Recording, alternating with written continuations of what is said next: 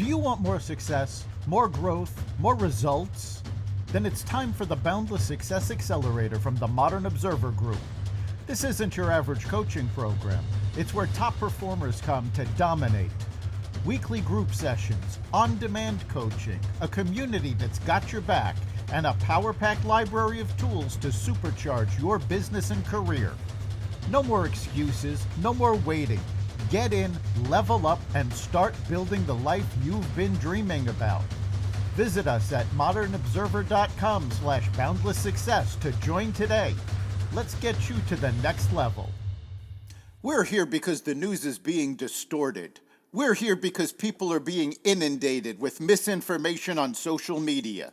We're here because people are being judged guilty until proven innocent. We are fighting back with facts. This is not a safe zone, so buckle up, Buttercup. This is the raw, naked truth.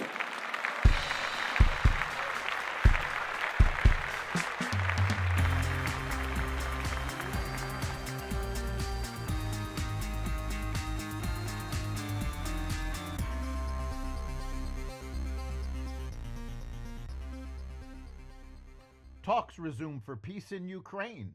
Congress moves to avoid a government shutdown, major stock market losses, and more. Welcome to the Raw Naked Truth. I'm your host, Eric Lopkin, and here's the news you need to know. In the first major discussion between the U.S. and Ukraine since the fiery exchange between Ukraine's President Zelensky and President Donald Trump in the Oval Office, Zelensky will meet with U.S. officials in Saudi Arabia to talk about a peace deal to end Russia's war with Ukraine. It's the second round of major U.S. talks about the war to be held in the oil-rich Middle Eastern country. The U.S. recently shifted its foreign policy to hold peace talks with Russia that didn't include Ukraine, shocking Zelensky and European allies. Secretary of State Marco Rubio said the U.S. might restart intelligence and military support to Kiev if officials make headway in peace talks. Hours before the meeting, Ukraine launched its biggest drone attack on Moscow. Republicans have released a stopgap bill to keep the government funded through September 30th in an effort to avoid a government shutdown. Lawmakers hope to advance the bill through the House on Tuesday, with Senate approval envisioned before Friday night's midnight shutdown deadline. The bill essentially keeps spending levels at their current rates, with the exception of defense, which gets a small boost. Several Democrats have stated they will shut down the government if the bill does not pull back the efforts of DOJ to cut waste and fraud. X was hit by a large-scale cyber attack on Monday, triggering multiple separate outages that left tens of thousands of users unable to access the social media platform. The pro-Palestinian hacker group Dark Storm Team claimed responsibility. The group, which has pulled off other sophisticated cyber attacks, has threatened cyber warfare on Israel and its allies, according to Newsweek. Elon Musk suggested a foreign country may also be involved. According to reports, the attack was in part generated by IP addresses located in Ukraine. China began imposing tariffs on U.S. agricultural products yesterday. The move to slap an import tax on U.S. farm products, whose largest overseas market is China, comes after President Trump raised tariffs on Chinese imports to the U.S. twice. Meanwhile, Ontario planned a 25% surcharge on U.S.-bound electricity in retaliation for U.S. tariffs on Canada, most of which have been delayed but remain a possibility. The extra fees will hit 1.5 million American homes in New York, Michigan, and Minnesota, according to the BBC. Director of National Intelligence Tulsi Gabbard announced Monday that dozens of current and former Biden-era officials had their security clearances revoked following an agency review. Former Secretary of State Antony Blinken and former National Security Advisor Jake Sullivan were among those who lost their security clearances, along with Letitia James, Alvin Bragg, and the 51 signers of the Hunter Biden laptop disinformation letter.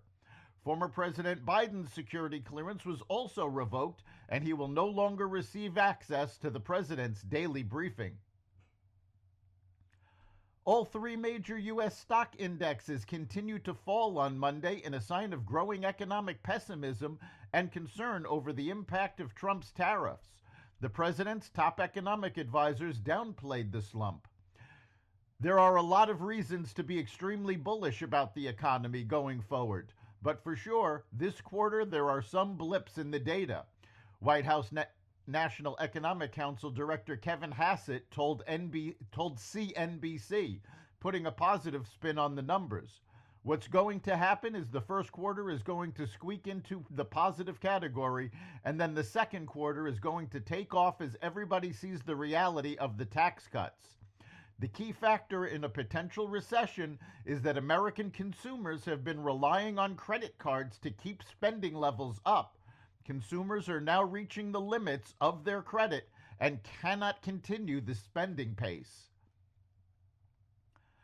The Dalai Lama's successor will be born outside of China, the spiritual leader of Tibetan Buddhism says in a new book, raising the stakes in a dispute with Beijing over control of the Himalayan region he fled more than 6 decades ago. Tibetans worldwide want the institution of the Dalai Lama to continue after the 89-year-old's death, he writes in Voice for the Voiceless, which was reviewed by Reuters and is being released on Tuesday. He had previously said the line of spiritual leaders might end with him. His book marks the first time the Dalai Lama has specified that his successor would be born in the free world, which he describes as outside China. He has previously said only that he could reincarnate outside Tibet, possibly in India where he lives in exile. That's the Raw Naked Truth.